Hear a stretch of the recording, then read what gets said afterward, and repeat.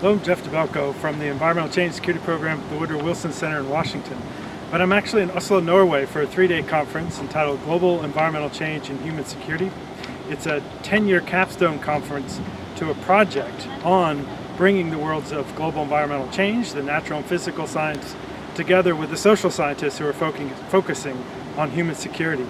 And just today on the first day of the conference, a number of interesting themes have already emerged. One is on questions of human security, which is focused on human well-being and a variety of vulnerabilities and helping people and communities meet those needs, meet those core interests that are focused on human well-being, and contrast that with more traditional notions of security that are focused on the security of states and have a whole apparatus of military force and zero-sum us versus them tools behind it. So lots of discussion about the ebb and flow of the rise of human security, particularly through the UN context, and how that offers a fundamental critique of the more traditional notions of security. Different assessments of the back and forth. I think perhaps some would have it be all human security to the exclusion of the other mindset. Unfortunately, for me anyway, often ignoring the fact that these institutions and these mindsets are with us and we're not going to just wish them away. Part of what we're trying to do is engage them. But anyway, in terms of formulating future research programs and connecting it to policy discourses, we've had a lively discussion already. A second area has been the connections between climate change and migration, or the movement of people, debating the push of either sudden change, rapid change that would have people moving, or long-term ongoing environmental change that would be a slower process.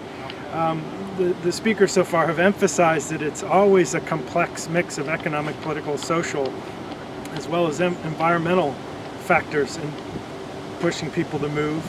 But at the same time, there's a great temptation in the policy world and the media actually to assign a large figure to a climate migrant.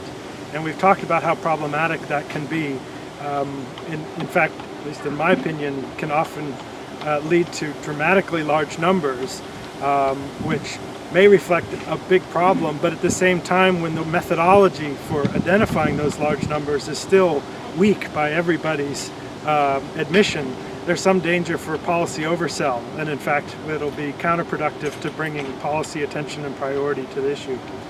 And then perhaps third was just a point that came up in discussion. The Intergovernmental Panel on Climate Change is a big focus area. In fact, we have many participants, many scientists participating in that process. Looking forward to the 5th assessment that's now underway, it's been a great call for literature on human security to bring into that process, and the importance of bringing it in where in the past assessments it has largely been absent. There's been quite a bit of debate about the strength of the literature, and we had many speakers talking about its relative weakness and therefore why it hasn't been included. But to counter that, we had a very strong intervention this morning from Roberto Guimarães from Brazil, who said, in fact, the literature is much stronger than we're giving it credit for. It just happens to not be in English. It's being written in other languages by scientists who are more focused on the practitioners' side, the communities that are trying to deal with the impacts. And so first and foremost, they want it to be read by those communities. They're scientists themselves, and so they care about the academic literature, the scientific literature, but not so much that they would write only in English.